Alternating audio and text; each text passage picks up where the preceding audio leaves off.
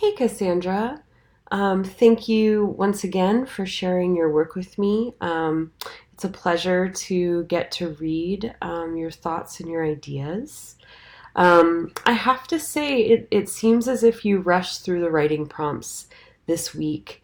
And so for the next few weeks, I would just say to make sure that you give yourself some time with these, that you play around with them, that you have fun with them rather than rushing through them.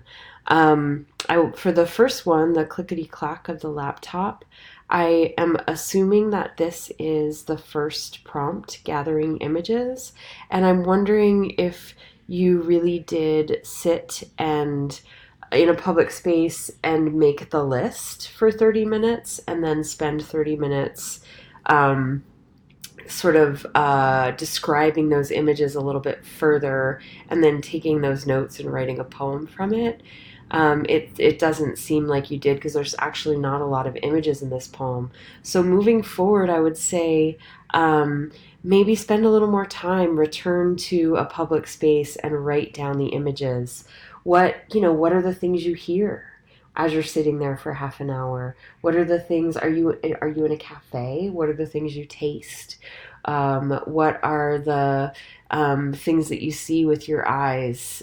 Is there art on the walls? Is there a rug under your feet? Like really taking the time to describe the scene. And I think that would feed this poem. In terms of the second poem, Wind, um, so the assignment was to trace a poem that you admire and to make sure that you write a short note at the end of your poem crediting the poem you traced. So I don't see any indication of that with this second prompt. So I would encourage you in your edit to go ahead and try this prompt. Trace a poem that you admire.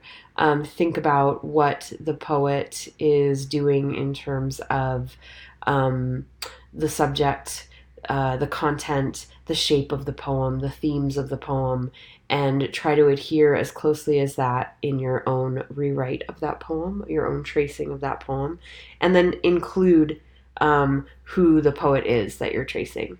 Thank you so much.